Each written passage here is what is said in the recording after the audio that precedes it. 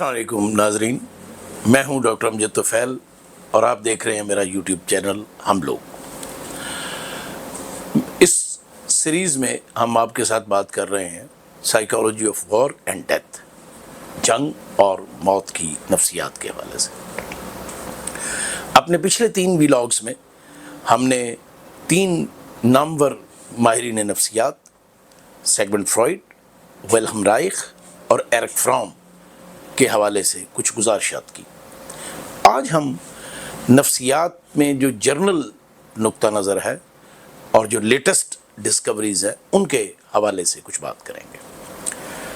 نفسیات میں اگریشن کو بطور انسٹنکٹ یا موٹیویشن لیا جاتا ہے، اور یہ ایسی چیزیں ہیں جو انسان کی فطرت کا لازمہ ہے، اور اگر ہم اس کو موٹیویشن لیتے ہیں تو اس کا مطلب ہے کہ یہ انسان کو موو کرتا ہے، کردار کو اس میں ایک ڈائریکشن پیدا کرتا ہے۔ اب ایسا کس طرح ہوتا ہے، اگریشن کیسے آتی ہے، اس کا تعلق جو ایوولوشنری سائیکالوجسٹ ہیں وہ یہ کہتے ہیں کہ یہ انسان کے جو ابتدائی اجداد ہیں ان میں بھی موجود تھی، اور آپ دیکھتے ہیں کہ تمام اینیمل فارمز جو ہیں ان میں آپ کو اگریشن دکھائی دیتی ہے۔ بعض دفعہ بہت ہی نرم اور شریف سمجھے والے جانور بھی اگریشن کا اظہار کرتے نظر آتے ہیں، جیسے مرغیاں یا اور اس طرح کے جانور، اور وہ کہتے ہیں کہ یہ اصل میں انسان کی سروائیول کے ساتھ جڑا ہوا ہے۔ انسان جب اپنی بقا کے لیے جدوجہد کرتا ہے، سروائیول فار دا فٹسٹ کی طرف آتا ہے، تو اگریشن اسے مدد دیتی ہے کہ وہ اپنے آپ کو فٹسٹ ثابت کرے۔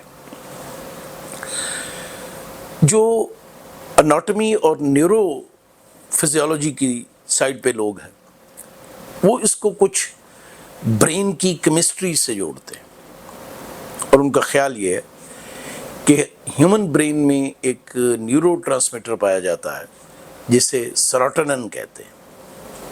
اگر اس کی مقدار ریکوائرڈ جو سطح چاہیے اس سے کم ہو تو انسان اگریشن کی طرف جاتا ہے۔ وہ لوگ جو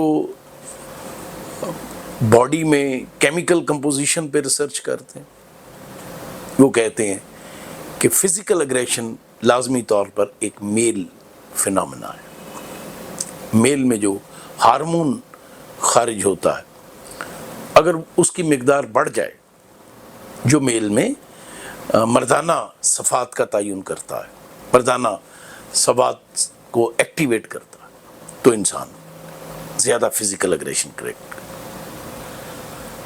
اور یا پھر وہ کہتے ہیں کہ یہ جو ہمارا اینڈوکرائن سسٹم ہے، ایک پورا نظام جو انسانی جسم زندگی میں پیدا کیا گیا ہے، انسانی جسم میں پیدا کیا گیا ہے، اس کے اندر جو ہارمونز ہیں وہ انسان کو اگریشن کی طرف لے جاتے ہیں۔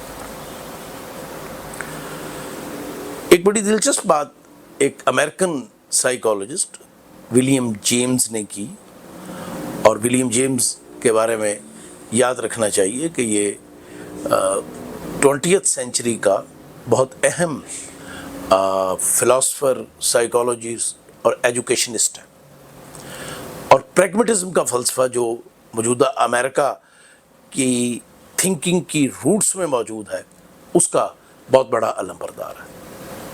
تو یہ سمجھتا تھا کہ جنگ بری نہیں ہوتی، جنگ اچھی ہوتی ہے، انڈیویجول لیول پہ بھی اس کا فائدہ ہوتا ہے اور کولیکٹیو لیول پر بھی اس کا فائدہ ہوتا ہے۔ یہ انسانی تہذیب کو آگے بڑھاتی ہے، یہ انسانوں میں یونٹی پیدا کرتی ہے۔ اچھا، اب یونٹی پیدا کیسے کرتی ہے، یہ سوشل سائیکالوجی کا ٹاپک ہے۔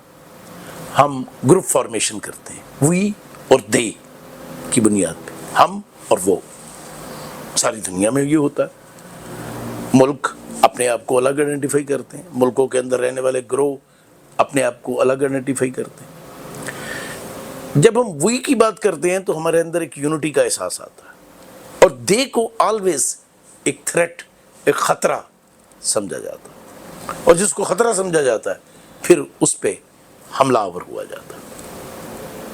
اس کی اسباب جو ہیں، کازز جو ہیں، وہ کچھ بھی ہو سکتی ہیں.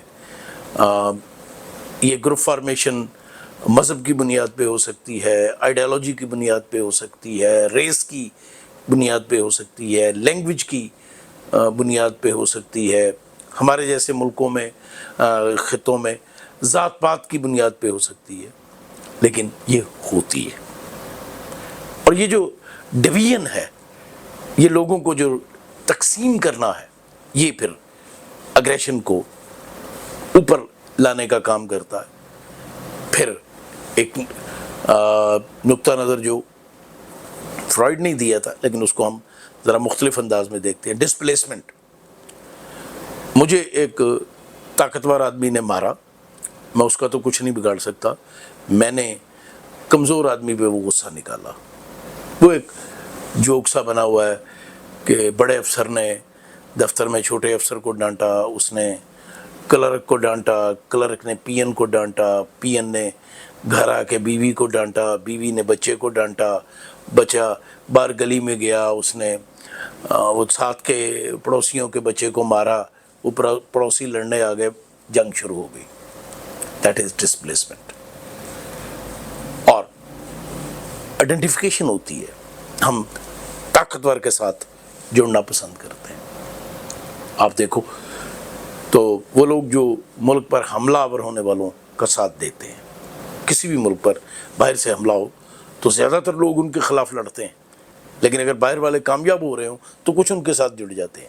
اس کو آئیڈینٹیفیکیشن کہتے ہیں. یہ بھی اگریشن کی ایک شکل ہے، یہ بھی وائلنس کی ایک شکل ہے. تو یہ ساری باتیں اور اس طرح کی دوسری ریسرچز جو اب اگریشن کے موضوع پر ہو رہی ہیں، وہ ہمیں بتاتی ہیں کہ انسانی نیچر اور انسانی انوائرمنٹ، نرچر، دونوں اگریشن کو یا تو بڑھاتے ہیں یا کم کرتے ہیں. ہمارا ایک ماہر نفسیات بنڈورا، البرٹ بنڈورا اس کا نام ہے، اس نے سوشل لرننگ پہ بہت کام کیا ہے. اس نے یہ بھی ڈسکور کیا کہ اگر بچوں کو آپ ایسے کارٹون یا ایسی فلمیں دکھائیں جس میں لوگ لڑ جھگڑ کر غصے میں، اگریشن میں اپنے خیالات کا اظہار کریں، تو وہ اسی طرح کے اگریشن کو اڈاپٹ کر لیتے ہیں. اور اگر آپ بچوں کو یہ بتائیں، ایسی ویڈیوز، ایسے کارٹون دکھائیں جس میں وہ صلح صفائی سے، پیار محبت سے اپنے مسائل اخذ کر رہے ہیں، تو وہ اسی طرح اپنا مسئلہ حل کرنے کی کوشش کرتے ہیں. تو یہ ساری چیزیں اس سمت اشارہ کرتی ہیں کہ ابھی اگریشن اور وائلنس کو اگرچہ پوری طرح نہیں سمجھا جا سکا، اس کی روٹس کے بارے میں بھی تحقیقات جاری ہیں، اس کے کازز کے بارے میں بھی تحقیقات جاری ہیں، اس کی مینیفیسٹیشن کے بارے میں بھی تحقیقات جاری ہیں، لیکن جو کچھ ہم جان سکیں، جانتے ہیں، جو تک ہم پہنچا ہے، اس کو بھی اگر ہم پازیٹیولی استعمال کریں، کارآمد بنانے کی کوشش کریں، تو ہم اچھے نتائج اخذ کر سکتے ہیں. سائیکالوجی صرف جنگ اور موت کی طرف بیان نہیں ہے، یہ زندگی اور محبت کا بیان بھی ہے.